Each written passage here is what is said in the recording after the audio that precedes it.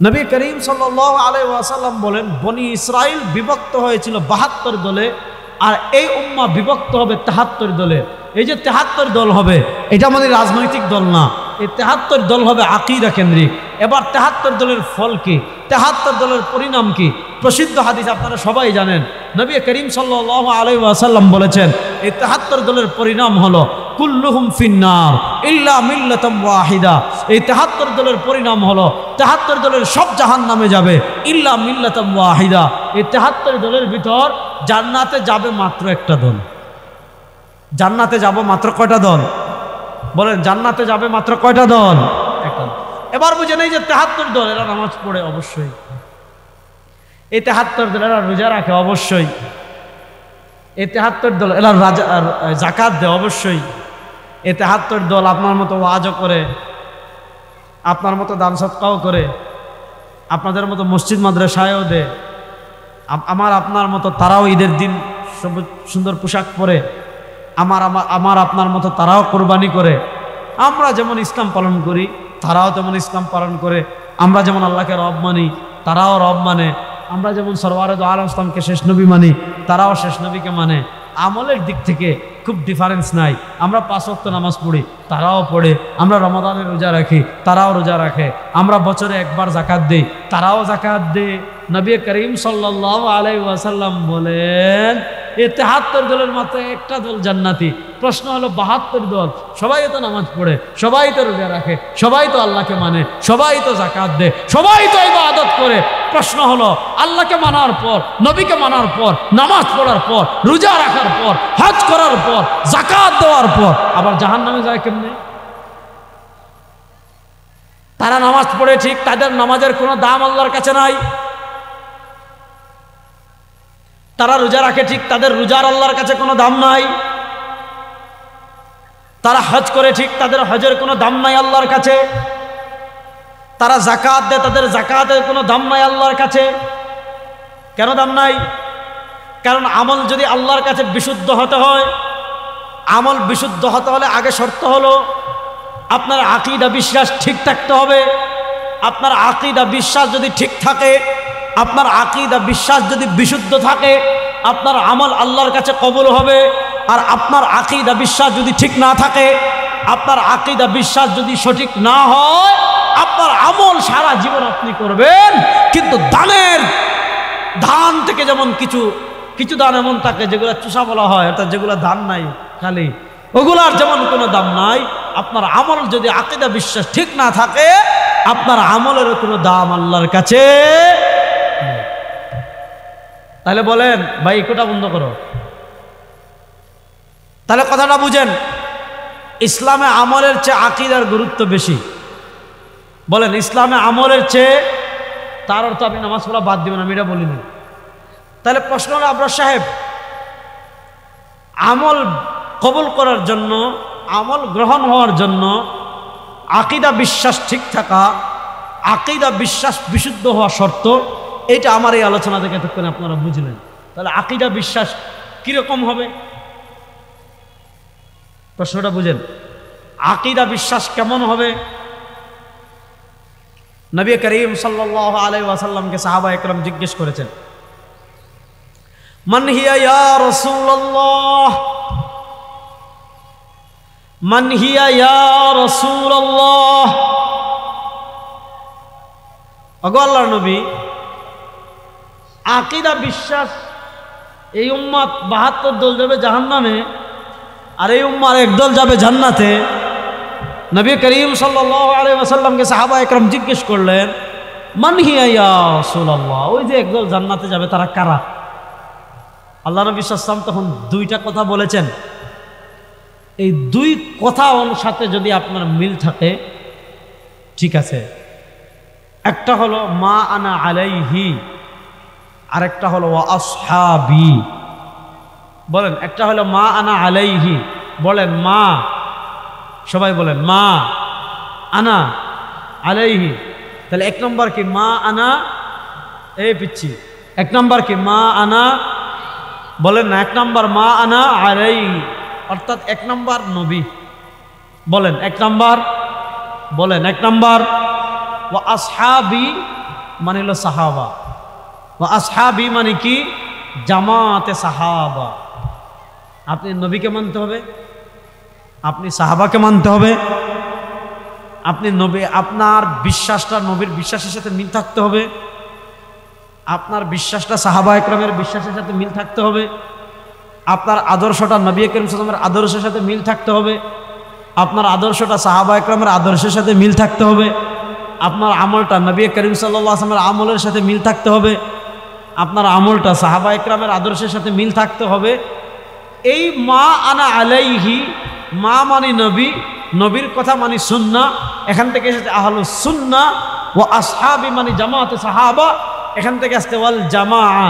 এই জামাত মানে জামাতে ইসলাম না, এই জামাত মানে হেফাজতে ইসলাম না, এই জামাত মানে ইসলামী আন্দোলন না, এই জামাত মানে জামাতে সাহাবা।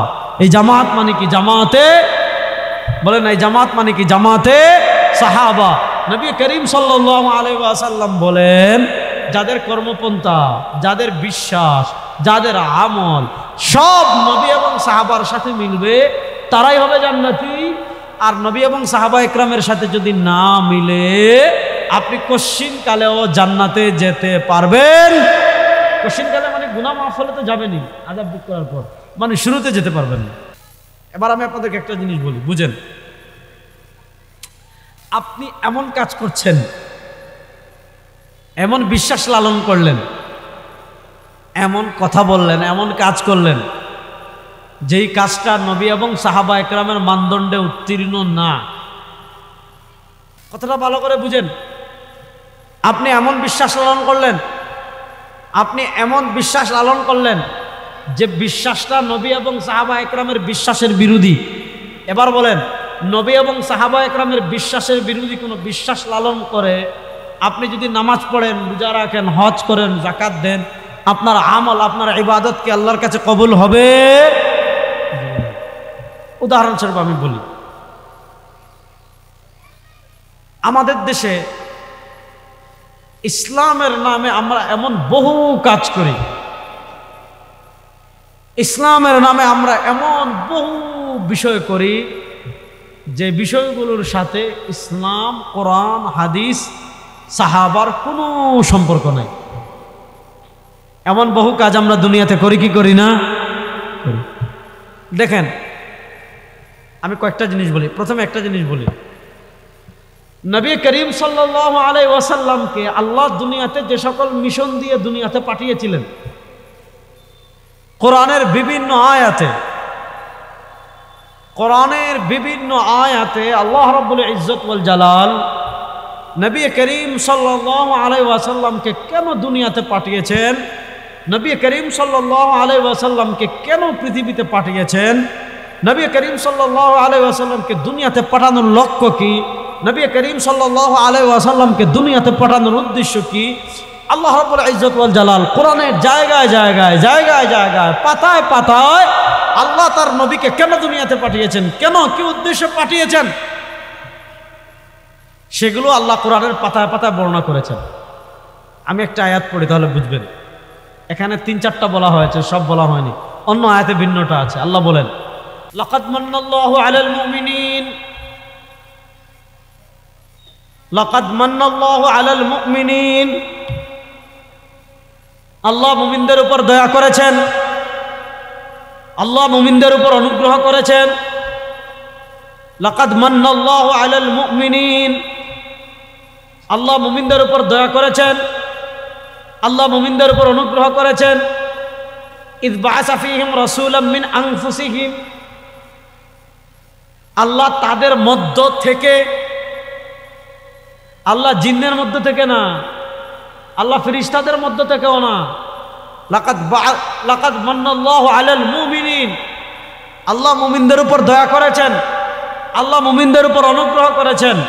কি দয়া করেছেন, কি অনুগ্রহ করেছেন? ইয বাআসা ফীহিম রাসূলাম মিন আনফুসিহিম, আল্লাহ তাদের মধ্য থেকে একজন নবী পাঠিয়েছেন, আল্লাহ তাদের মধ্য থেকে একজন রাসূল পাঠিয়েছেন। আমাদের নবী মানুষ, বলেন আমাদের নবী, বলেন আমাদের নবী। এখানে একটা আকীদা শিখেন, সৃষ্টিগত দিক থেকে নবী আমাদের মতো মানুষ, কুল ইন্নামা আনা বাশারুম মিসলুকুম, আমি তোমাদের মতো মানুষ। সৃষ্টিগত দিক থেকে আমাদের হাত আছে, নবী করিম সাল্লাল্লাহু আলাইহি ওয়াসাল্লামেরও হাত আছে। আমাদের পা আছে, নবী করিম সাল্লাল্লাহু আলাইহি ওয়াসাল্লামেরও পা আছে। আমাদের চোখ আছে, নবী করিম সাল্লাল্লাহু আলাইহি ওয়াসাল্লামেরও চোখ আছে। আমাদের কান্না আসে, দুঃখ পাই, নবী করিম সাল্লাল্লাহু আলাইহি ওয়াসাল্লাম দুঃখ পেয়েছেন। আমরা সুখ দুঃখ অনুভব করি, নবী করিম সাল্লাল্লাহু আলাইহি ওয়াসাল্লাম সুখ দুঃখ অনুভব করেছেন। আমরা প্রাকৃতিক প্রয়োজন পূর্ণ করি, নবী করিম সাল্লাল্লাহু আলাইহি ওয়াসাল্লাম প্রাকৃতিক প্রয়োজন পূর্ণ করেছেন। আমরা জৈবিক চাহিদা পূর্ণ করি, নবী করিম সাল্লাল্লাহু আলাইহি ওয়াসাল্লাম জৈবিক চাহিদা পূর্ণ করেছেন। অর্থাৎ সৃষ্টিগত দিক থেকে নবী করিম সাল্লাল্লাহু আলাইহি ওয়াসাল্লাম আমাদের মতো মানুষ। আমাদেরকে যেমন আল্লাহ মাটি থেকে সৃষ্টি করেছেন, আমাদের নবী করিম সাল্লাল্লাহু আলাইহি ওয়াসাল্লামেরও সৃষ্টি প্রক্রিয়া এক। আমাদের সৃষ্টি প্রক্রিয়া কোরআনের কোথাও বলা হয়েছে, ইন কুনতুম ফি রাইবিন মিনাল বাসি ফাইন্না খালাকনাকুম মিন তুরাব, আমি তোমাদেরকে সৃষ্টি করেছি তুরাব থেকে। আল্লাহ আমাদের ব্যবহার করেছেন, কোথাও আল্লাহ তিন শব্দ ব্যবহার করেছেন, কোথাও আল্লাহ আলাক শব্দ ব্যবহার করেছেন, কোথাও আল্লাহ পানি শব্দ ব্যবহার করেছেন। আল্লাহ কোথাও বলেছেন তোমাদেরকে রক্তপিণ্ড থেকে সৃষ্টি করেছি, ইকরা বিসমি রাব্বিকাল্লাযী খালাক খালাকাল ইনসানা মিন আলাক। আবার আল্লাহ কোথাও বলেছেন আমি তোমাদেরকে পানি থেকে সৃষ্টি করেছি। আবার আল্লাহ কোথাও বলেছেন আমি তোমাদেরকে মাটি থেকে সৃষ্টি করেছি। এগুলা সবগুলো সত্য। মাটি থেকে সৃষ্টি করেছেন এটাও সত্য। মূলত এগুলা সৃষ্টির একটা প্রক্রিয়া। সৃষ্টির সূচনা হয়েছে মাটি থেকে, মাটি থেকে পানি, পানি থেকে রক্তপিণ্ড, রক্তপিণ্ড থেকে গোশতের টুকরা। এইভাবে আল্লাহ কোরআনের জায়গায় জায়গায় সূরা হজ্জে মানুষের সৃষ্টির প্রসেস নিয়ে আল্লাহ আলোচনা করেছেন। সূরাতুল মুমিনুনে আল্লাহ মানুষের সৃষ্টির প্রসেস নিয়ে আলোচনা করেছেন। সেদিকে আমি যাচ্ছি না। তো সৃষ্টিগত দিক থেকে আল্লাহ সারা দুনিয়ার মানুষদেরকে যে প্রক্রিয়ায় যে পদ্ধতিতে সৃষ্টি করেছেন, নবী করিম সাল্লাল্লাহু আলাইহি ওয়াসাল্লামকেও আল্লাহ একই পদ্ধতিতে একই প্রক্রিয়া সৃষ্টি করেছেন। তাকে যে ভিন্ন প্রক্রিয়া সৃষ্টি করেছেন এর পক্ষে কাতঈ সুবুত, কাতঈ দালালা, অকাট্য সুপ্রমাণিত এবং সুসাব্যস্ত কোনো কি নাই, দলিল নাই। সেদিকে আমরা যাচ্ছি না, সব হলো অপব্যাখ্যা। তো আল্লাহ বলেন শোনো, সৃষ্টিগত দিক থেকে আকীদাটা বুঝেন। সৃষ্টিগত দিক থেকে নবী করিম সাল্লাল্লাহু আলাইহি ওয়াসাল্লাম আমাদের মতো মানুষ। আকীদাটা আবার বলি, মনোযোগ। আকীদা হলো সৃষ্টিগত দিক থেকে নবী করিম সাল্লাল্লাহু আলাইহি ওয়াসাল্লাম আমাদের মতো মানুষ, কিন্তু মর্যাদার দিক থেকে ওয়ারাফা'না লাকা যিকরাক, মর্যাদার দিক থেকে বা'দ আজ বুজুর্গ খুদা তুহি কিসসা মুখতাসার। মর্যাদার দিক থেকে আমার নবীর মাকাম কতটুকু, মর্যাদার দিক থেকে আমার নবীর সম্মান কতটুকু, মর্যাদার দিক থেকে আমার নবী করিম সাল্লাল্লাহু আলাইহি ওয়াসাল্লামের অবস্থান কতটুকু। আমাদের আহলুস সুন্নাহ ওয়াল জামাত না, মুসলমানদের আকীদা হলো আল্লাহর পরে আল্লাহর যত মাখলুকাত আছে, সেই মাখলুকাত চাই জিন হোক, সেই মাখলুকাত চাই মানুষ হোক, সেই মাখলুকাত চাই ফিরিস্তা হোক, এক কথায় আল্লাহর পরে কুল কায়নাতের মাঝে, আল্লাহর পরে সমস্ত মাখলুকাতদের মধ্যে সবার চেয়ে শ্রেষ্ঠ আমাদের নবী সরওয়ারে দু আলম তাজদার মদিনা জনাবে মুহাম্মদুর রাসূলুল্লাহ। আল্লাহর পরে শ্রেষ্ঠ তিনি।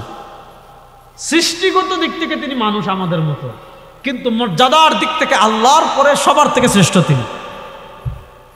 কথাটা বুঝতে পারছেন?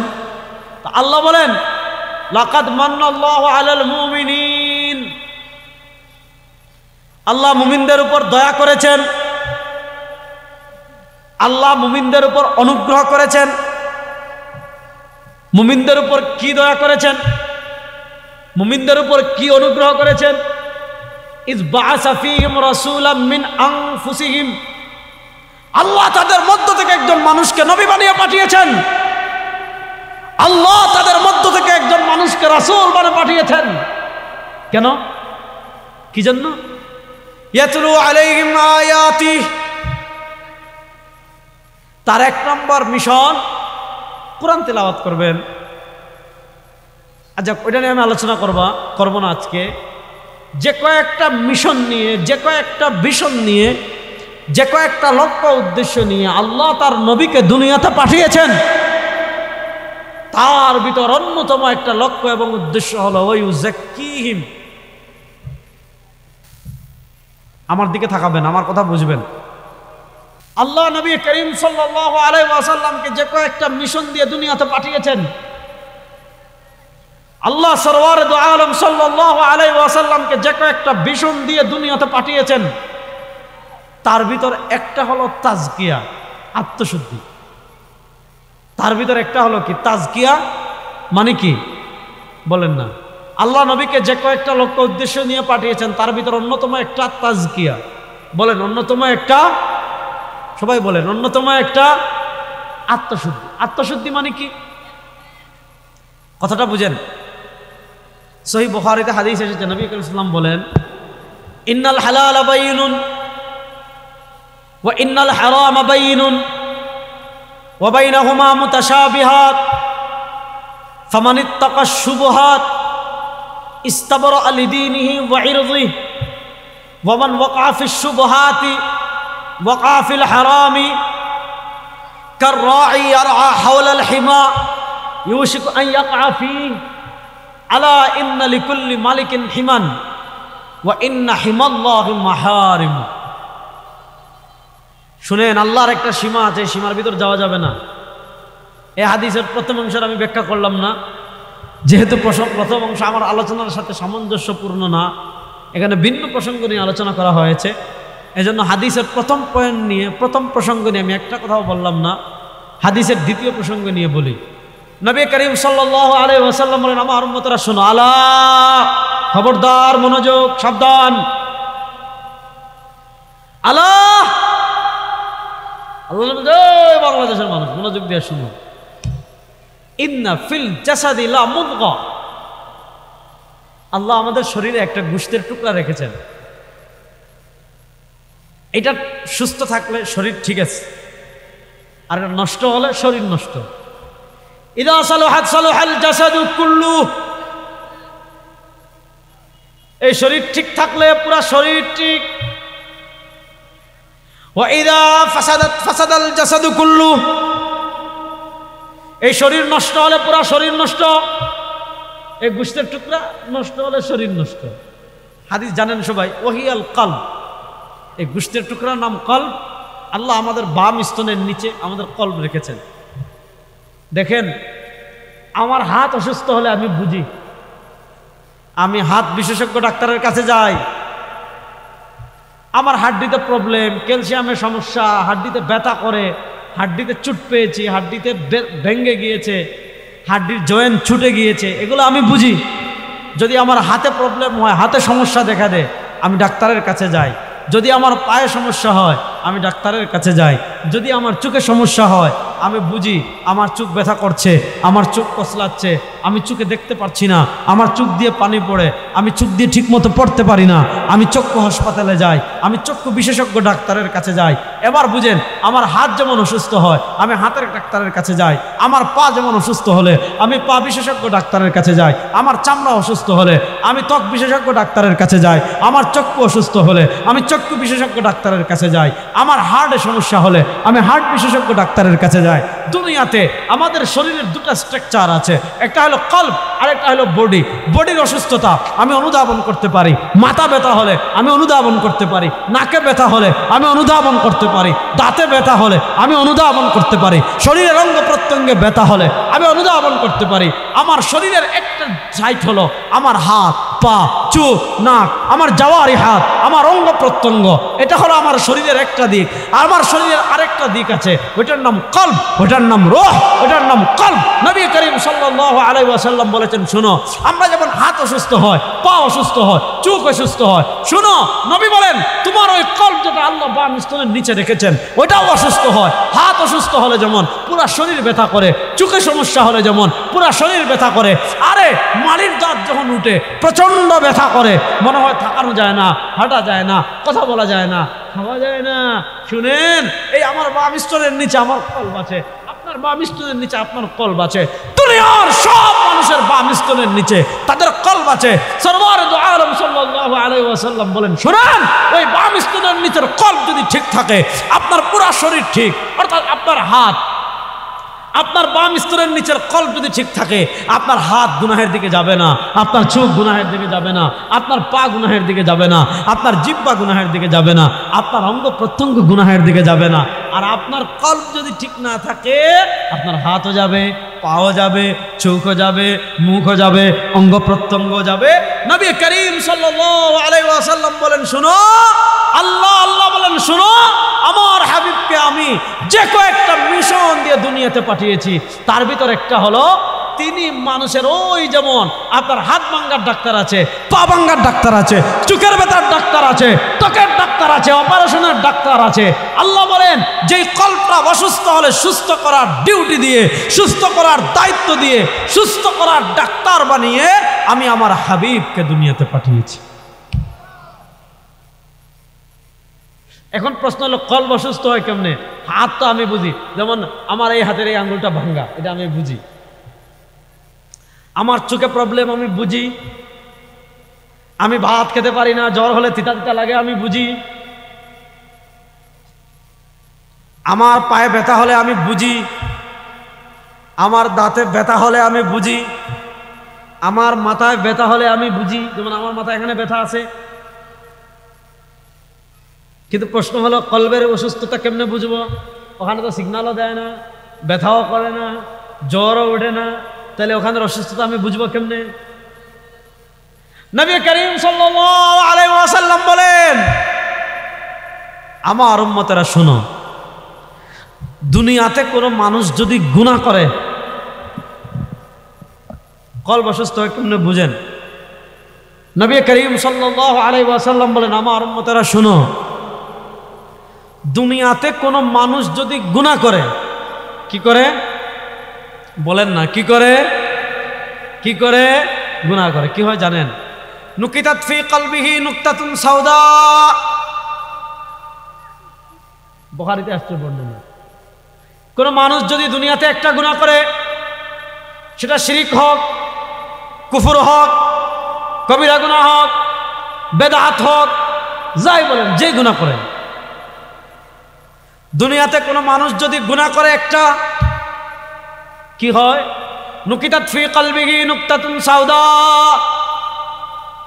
ওই যে সাদা কল, স্বচ্ছ কল, একটা কালো দাগ পড়ে।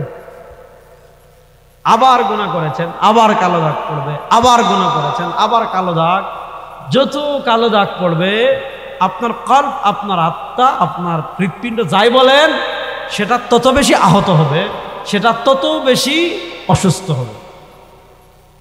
আইয়ামে জাহিলিয়াতের কাফেরদের কলবে শিরক ছিল,